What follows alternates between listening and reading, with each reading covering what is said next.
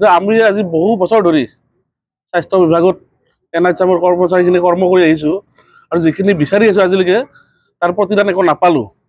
আপোনালোকে দেখিছে যোৱা কোভিড কালতো আমাৰ মানুহখিনিক কেনেকৈ কামত লগাইছিলে, আমাক আখ্যা দিছিলে যে বিকশিত অসমৰ সেনানী বা আমি কোভিড যোদ্ধা প্ৰথম আগশাৰীৰ আমি কোভিড যোদ্ধা, তাৰ বিনিময়ত আমাক একো নিদিলে। নিজৰ পৰিয়াল তথা জীৱনক তুচ্ছ জ্ঞান কৰি আমাৰ মানুহখিনিয়ে দিনে ৰাতিয়ে কোভিড কালত সেৱা আগবঢ়ালে।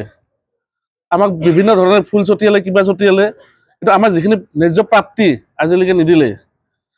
আপোনালোকে দেখিছে বিগত 4 মাৰ্চৰ পৰা আজিলৈকে আমাৰ গোটেই অসমতে প্ৰতিবাদ চলি আছে, সৰু চাব চেণ্টাৰ এটাৰ পৰা মেডিকেল কলেজলৈকে, য'ত আমাৰ NHMৰ স্বাস্থ্যকৰ্মীখিনিয়ে আমাৰ স্বাস্থ্য বিভাগৰ মেৰুদণ্ড স্বৰূপ। গোটেই অসমৰ হাহাকাৰ লাগি গৈছে, তোলপাৰ লাগি গৈছে মেডিকেলবিলাকত, কিন্তু আমাৰ ৰাজ্য চৰকাৰৰ পৰা কোনো প্ৰতিনিধি আজিলৈকে নাহিলে। আমাক কোনো মানে সমবেদনা জনোৱাৰ হেৰি নকৰিলে তেওঁলোকে। তো 2005-06 চনত অসম চৰকাৰে 2টা সন্তান জন্ম দিছিলে। এটাৰ নাম আছিলে NHM, আনটো আছিলে সৰ্বশিক্ষা। কিন্তু সৰ্বশিক্ষাক ধুনীয়াকৈ সুস্থ সবল কৰি দিলে, আজি ডাঙৰ কৰি পেলালে আৰু আমাক আজিলৈকে মাহীয়ে দৃষ্টিৰে চাই থাকিলে। গতিকে এতিয়া আমাৰ যোৱা 20 ফেব্ৰুৱাৰী তাৰিখে চচলত বৃহৎ কাৰ্যসূচীৰ এটা প্ৰতিবাদ হৈ গ'ল, তাতো তেওঁলোকৰ কোনো মুখপাত্ৰ এজন নাহিলে আমাক সমবেদনা জনাবলৈ বা আমাৰ মেমৰেণ্ডমখন ল'বলৈ।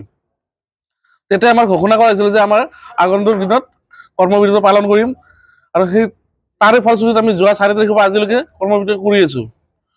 তাত আমাৰ বহুকেইটা দাবী আছে, তেওঁলোকে এটা দাবী মানি লোৱা নাই এতিয়ালৈকে। আৰু যদিহে আজি দিন উকলি যোৱাৰ পিছত আমাৰ দাবীসমূহ তেওঁলোকে মানি নলয়, আমি বৃহৎ জংগী আন্দোলন গঢ়ি তুলিম। তেতিয়া যদি কিবা হয় ৰাইজৰ ক্ষয়ক্ষতি, তাৰ কাৰণে আমি কিন্তু দায়ী নহয়। বাৰে প্ৰতি কৈছোঁ, মুখ্যমন্ত্ৰী দায়ী হ'ব, সম্পূৰ্ণ ৰাজ্য চৰকাৰ দায়ী হ'ব।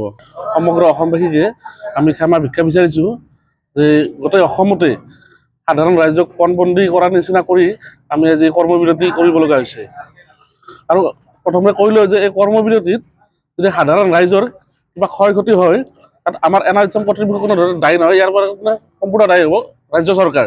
আজি আমি তিনিদিন হ'ল, 3 দিন ধৰি আমি এনেকৈ বহি আছোঁ, কিন্তু আমি দাবী আৰু কিমান কম।